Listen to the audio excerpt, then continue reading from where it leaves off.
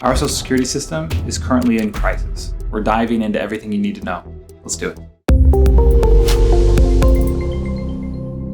Welcome back. For those of you who don't know me, my name is Stephen Spicer, and I've been helping people prepare for and navigate the risks of retirement like this one for more than 15 years now. Today, we're diving into a topic that affects millions, tens of millions of Americans, Social Security. You've probably heard the headlines, Social Security is in trouble and benefits could get slashed. But what's really going on? Is your retirement at risk, and can we fix this mess? So picture this, it's 2033, you're 67, ready to retire, and counting on your Social Security checks that help you cover the bills. But then, bam, your benefits get cut by 23%. That's the reality we're facing if Congress doesn't act soon.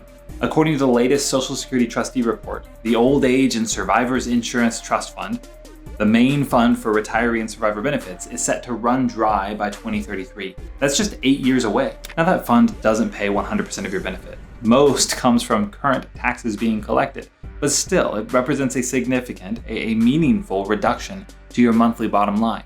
And we're talking just 8 years from now. That's not some far off dystopian future. That's when today's 59-year-olds hit full retirement age.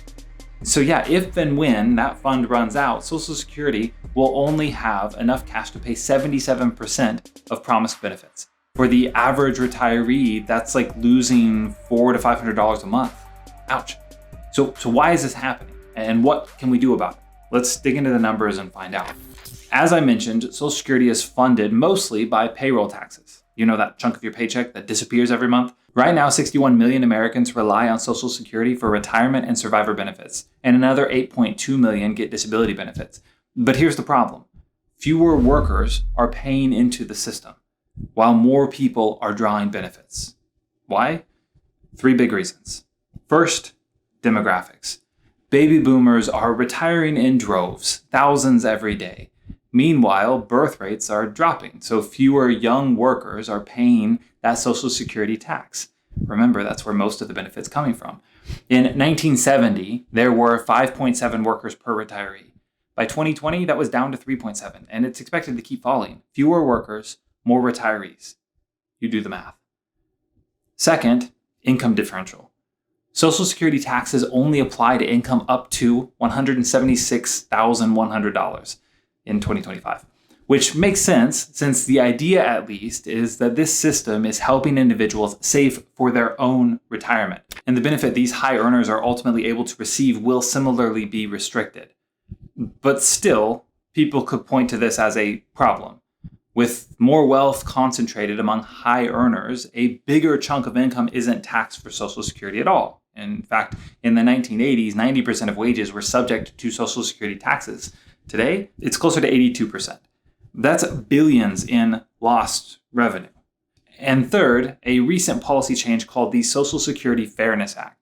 It took effect in January 2025 and boosted benefits for 2.8 million public sector workers, like teachers and firefighters.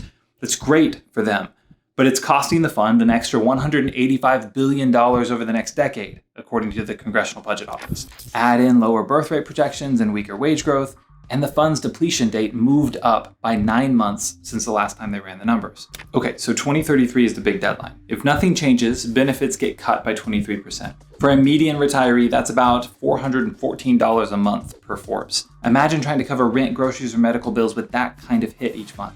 And here's the kicker. At the same time as all this, out-of-pocket healthcare costs for retirees are surging. They're already projected to hit $120,000 on average, according to the National Institute on Aging. Yikes.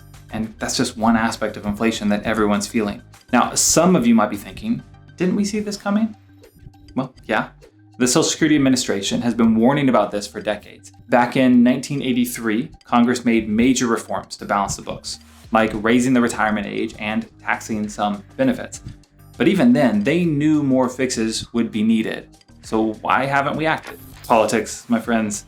Fixing Social Security is like diffusing a bomb. Nobody wants to touch it. Raising taxes or cutting benefits is a surefire way to lose votes. And with President Trump's tariffs and deportation plans, the Center on Budget and Policy Priorities says the situation could get even worse. Tariffs could shrink the economy, meaning fewer payroll taxes. Deportations could reduce the workforce, cutting contributions even more. One analysis sees these policies pushing the fund's depletion date up to 2030. In a bit, I'll share with you what I think is one of the most likely long-term outcomes of all this, and it's very impactful to you and your retirement bottom line. And just to be clear, with any of my commentary on political matters, I'm not opining here on the overarching prudence of these decisions. Right or wrong, they have auxiliary impacts on your financial situations, and it would be imprudent for us to not do everything we can from a planning perspective to prepare. And that's what I walk you through in some of these videos and in my Financial Doomsday Survival Guide. That's an email series designed to help you be as prepared as possible for the very real risks to which we are all exposed, especially those in and near retirement. But anyway, on a broader scale, what are the government's options to rectify this? The good news is there are solutions. The bad news is that they're not easy. So let's break down a few options, starting with the big ones. Option one is raise payroll taxes. One idea is to increase the payroll tax, currently at 12.4%, split between you and your employer. A 1% to 2% hike could close the gap, but that just trade one problem for another. You just shift the hit from retirees' paychecks to those of workers, and they're already strained as well. Another idea, remove the $176,100 cap so high earners pay more. President Biden, for example, proposed something similar to this. He proposed taxing income over $400,000, which could cover a big chunk of the shortfall. I'm not saying that's fair or that I am for or against a policy like that. It's just an option being floated. Option two, cut benefits. This is less popular, but some propose raising the full retirement age from 67 to 69. That's a more subtle way to cut benefits than just slashing them directly. The problem is that hits low-income workers hardest, who often can't work longer due to health or job demands. Another idea is to tweak how benefits grow, tying them to inflation instead of wages, which could save billions but lower future benefits. Again, I personally don't like any of these. I don't like the system at all, but these are some of the solutions being floated, and you need to be aware of these risks and prepare accordingly. Option three, boost the workforce. Immigration could help by adding more workers paying into the system, but with today's political climate, that's a tough sell. And a policy like that comes with its own concerns, problems, and risks. Option four, get creative. Some countries like Australia and Chile use individual retirement accounts to supplement pensions. Others guarantee minimum benefits to protect low-income retirees. Whatever they do, whatever Congress does, they need to act now so changes can be gradual and as fair as possible. That being said, I'm not holding my breath. Here's the deal. Social Security isn't doomed, but it's on life support, as is the case for many government programs. The sooner Congress acts, the less painful the fixes would be or could be. Waiting until 2033? That's like ignoring a leaky roof until the whole house floods. Unfortunately, that's kind of their style. Wait until the last minute and then do whatever they can to kick the can down the road.